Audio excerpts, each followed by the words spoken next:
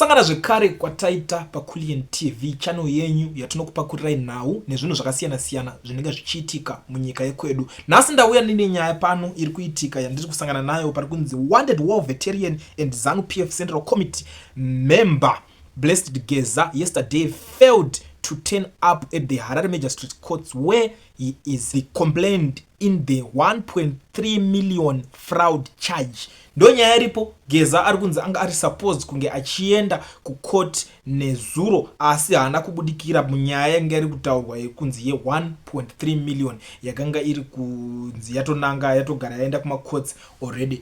Tisiri kutarisa nyaya iyoyo, pane dzimwe futi dzaanga ari kunzi ari kutsvagirwa. Nyaya dzese idzodzo dzakabva dzangobuda panguva imwe chete yekunge ataura kuti zvoni 2030 vamunangagwa vachaionera pawachi ende ngavaresign izveso. Nyaya dzese idzodzo ndo padzakatanga kubuditswa, zvinova zvinhu zvakabva zvotanga kutarirwa nevanhu kunzi saka hurumende iyi inongoti kana munhu achinge atadza yobva yatanga kuda kubudisa nyaya dzacho dzese ipapapa dzaitadza nei kuripotwa kumashure kwesogo. Nyaya idzodzo ndo nyaya imwe iri kuitika ende takabva taona Christopher Mutsvangwa vachitaura chiti zvoni Geza ari kushandiswa nomwe munhu ari kuabuswa ende mumashoko avaitaura takabva taona kuti munhu acho aitaurwa ipapo ndiVP Chiwenga nekuti aitaura kuti makomberedza ayo akabva nekuTanzania kwavaitrena ikoko. Isusu takanga tiri kuhondo chaiko hondo chaiyo takaiona, so isusu tinoziva kuti akabva nekuTanzania pamazuva acho ayo vaita zvehondo ndiVP Chiwenga. Saka nyaya dzacho dziri kunetsa mhuri yeZimbabwe iko zvinezvi. Ndo patava vaGeza havana kuenda kumacourts kwacho ende vaGeza vacho pavakatonzi vari kutsvagwa kana pane polisi ikatoti kana pane ari kuziva pavanogara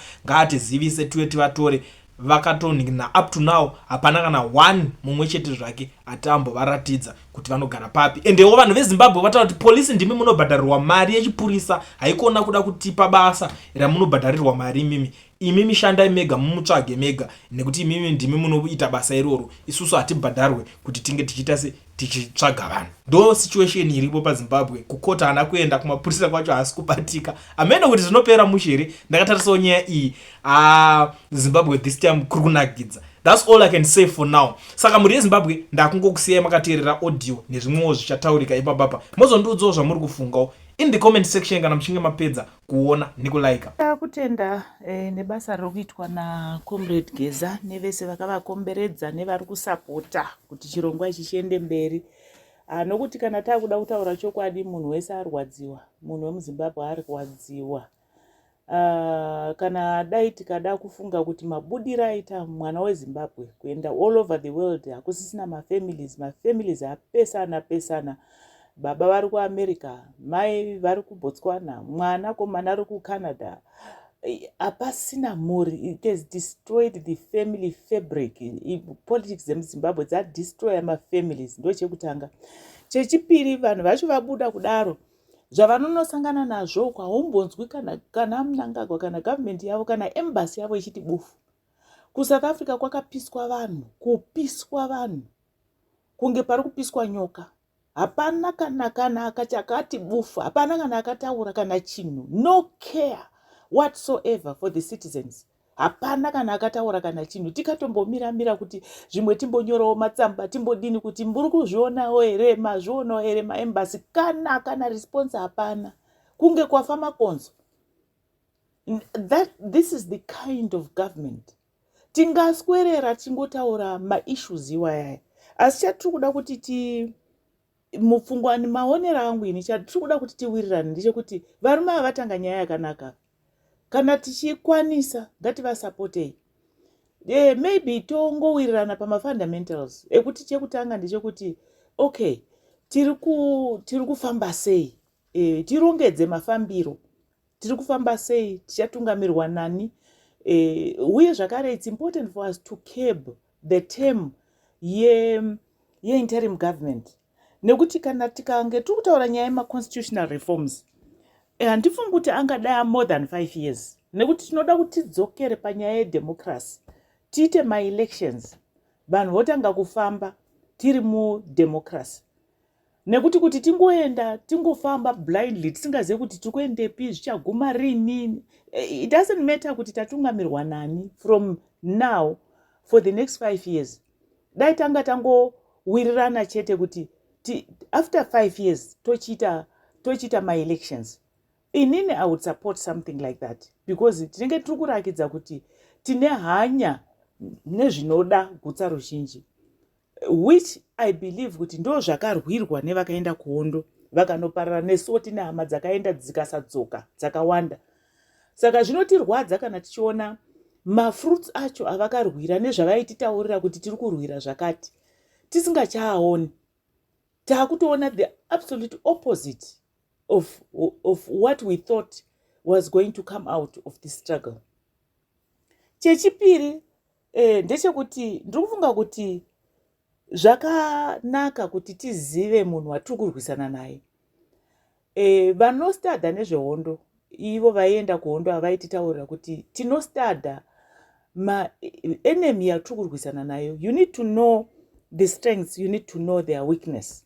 Kuitira kuti pauri unofesana naye uri kuziva kuti munhu akasimba pakati. Saka nekuda kwokuti akasimba pakati ndinofanirwa kuita counter say strength yake. Munhu watiri kutaura nezvaye, munhu watiri kutaura nezvake uyu Mnangagwa uyu, he is not only evil, ane mwoyo wake wakashata, wakasindimara, haanei nemunhu, haanei neupenyu hwemunhu. Chake chete chaanoda ndechekuti iye araramise mhuri yake nehama dzake dzakamukomberedza. Izvozvo chete kana akangokwanisa kuita izvozvo, mwoyo wake mbembe, otoona sekunge atosevha atosevha vanhu veZimbabwe. So chatinoda kuti tizive nemurume uyu ndechekuti not only is he evil,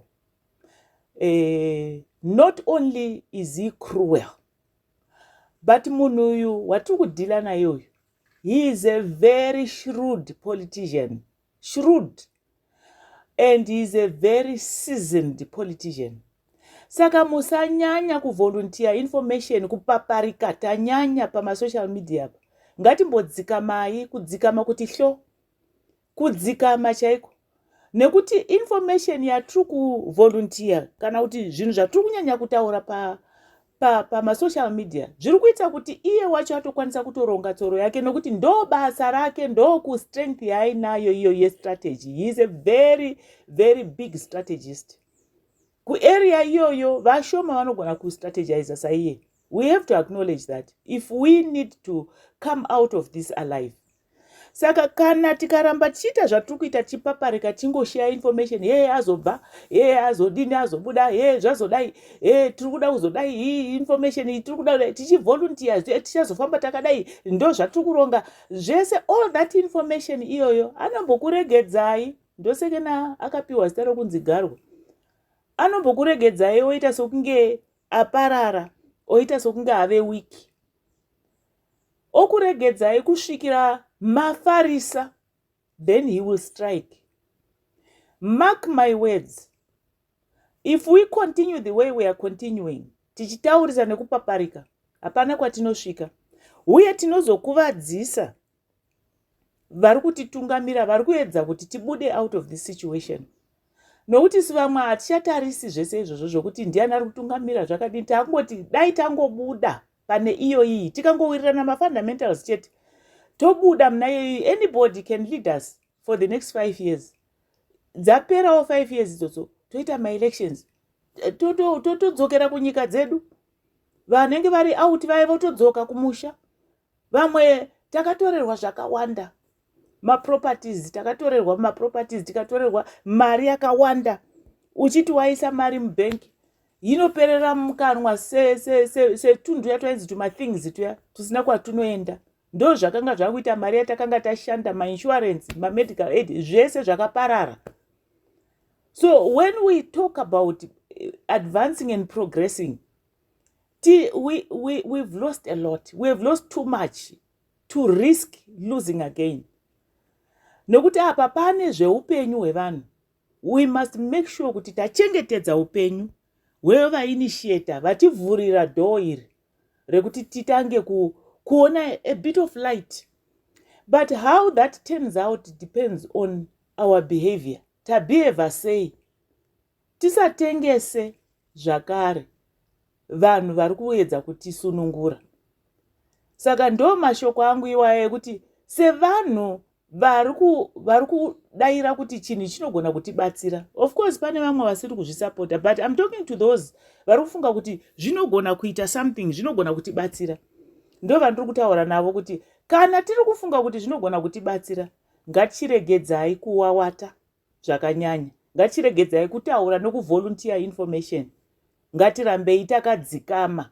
Muri kungoona kuti kunyange nana retired general havanyanyi taurisa. Isisu ngatidzidzei kuramba takanyarara unless we know for sure kuti now he's out of office. Patiazoziva kuti he's now out of office, abuda muoffice zvesure, then we can celebrate and do whatever. Nekufarisa nekudini tinogona kuzodaro, but izvi zvatiri kuita zvokufarisa izvi, munhu asati abuda muoffice uyu, ndikukumbirisa zvakanyanya, ngatimbodzikamai.